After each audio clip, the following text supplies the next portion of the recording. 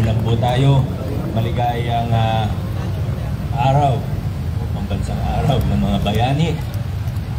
Congressman Roman Romulo, Vice Mayor Dodot Jaworski, sa ating mga konsihal, barangay officials, sa mga national government agencies, sa iba't ibang samahan. Nabanggit na naman po kanina. Maraming salamat po sa pakikilahok ngayong umaga. Gaya po ng nabanggit kanina, ngayong po National Heroes Day. Nagsimula po ang National Heroes Day noong maipasa ang batas ng panahon ng mga Amerikano noong 1931.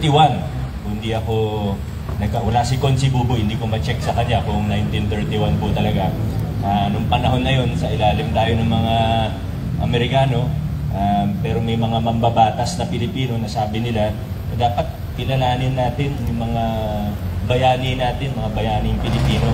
Kaya nabuo yung batas para sa National Heroes Day. At napili nila last Sunday of every August. Last Sunday of every August. Nung sinusubukan kong i-research kung bakit last Sunday of August, yung National Heroes Day ng panahon na yun, wala akong mahanap na tsak talaga na sagot eh. Pero yung yung dahilan, tanungin natin si Consi Buboy pag nakita natin siya, sabi, yun daw yung araw na pinakamadaling mag-organisa ng mga event, hindi daw makaka-istorbo sa trabaho, kasi Sunday na rin yung pangkaraniwang day off ng mga panahon na yun. Pero nung panahon ng mga Hapon, pinalitan yung National Heroes Day natin, pinagsama po siya sa Bonifacio Day. Kasi daw, siguro alam niyo na kung bakit, di ba? Medyo sabi nila may confusion kasi yung Bonifacio Day, pinagdiriwang naman natin to, hindi lang yung buhay ni Bonifacio, kundi lahat daw na rin ng bayani, pinag-isa na lang nila. Panahon ni President Quirino, binalik siya sa last Sunday of every month of August. Tapos nung panahon na lang ni President Arroyo, noong 2007, kung maalala po ninyo yung holiday economics, wala naman talagang yung last Sunday eh. So, ginawang every last Monday of August para maging holiday po siya. Yun lang talaga yung dahilan nun. Pero bakit August? Bakit sa last week of August siya ginugunita? Base sa ating research, talagang si Consi Buboy nun, siya yung proponent na gawin August 10 eh. Pero sabi, hindi pwedeng August 10. Dapat yung malapit sa umpisa ng revolusyon. At alam natin, gaya nung nabanggit kanina ni Consi Angelo, yung kinikilala natin ngayon na umpisa o yung marka ng umpisa ng revolusyon noong 1896 ay yung Cry of Pugadlawin na August 23.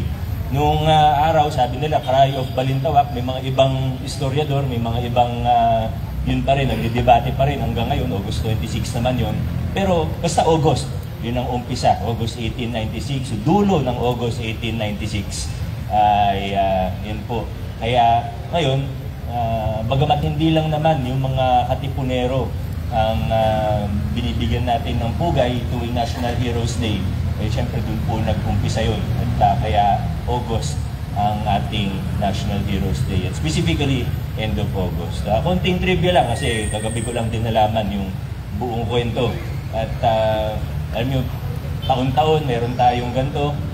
Hindi lang National Heroes Day, kundi iba't ibang paggunita. Diba? Mula sa Araw ng Kalayaan hanggang Rizal Day, Bonifacio Day.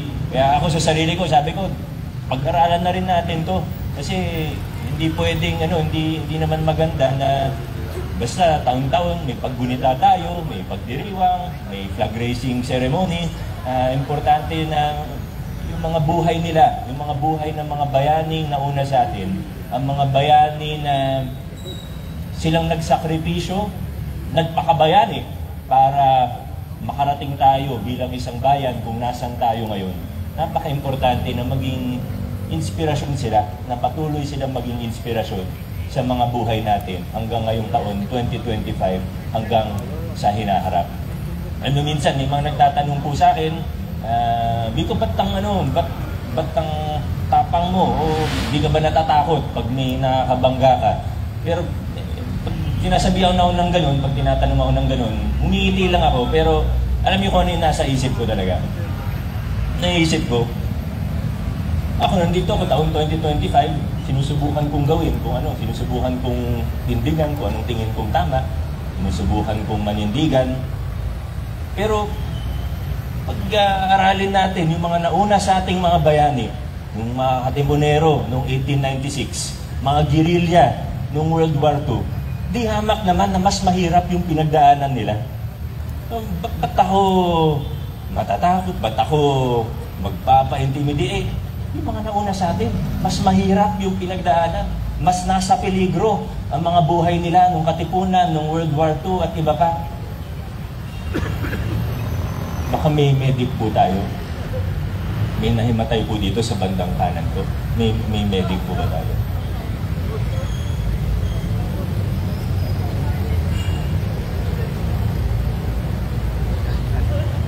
Nakatayo na po siya.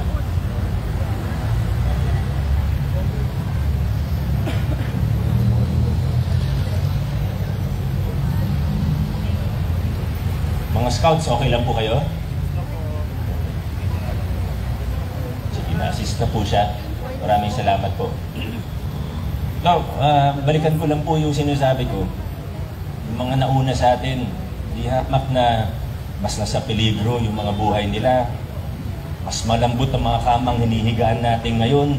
Kaya sana, ang bawat isa sa atin, piliin na lang na gawin kung ano ang tingin natin ng tama. Nanindigan tayo, ipaglaban natin ang mabubuting pagbabago, hindi lang para sa ating mga sarili, kundi para sa ating bayan. Naway patuloy na maging inspirasyon ang mga bayaning nauna sa atin, mula kay Bonifacio hanggang Valentin Cruz, hanggang sa Hunters ROTC at maraming iba pa. Naway maging patuloy na inspirasyon sila sa atin at patuloy na manatiling buhay ang kanilang diwa ng katapangan at ng kanilang kahusayan. Maraming salamat po sa inyong lahat. Buhay ang Pilipino, mabuhay ang Pilipinas. Maraming salamat po, Mayor Vico Soto.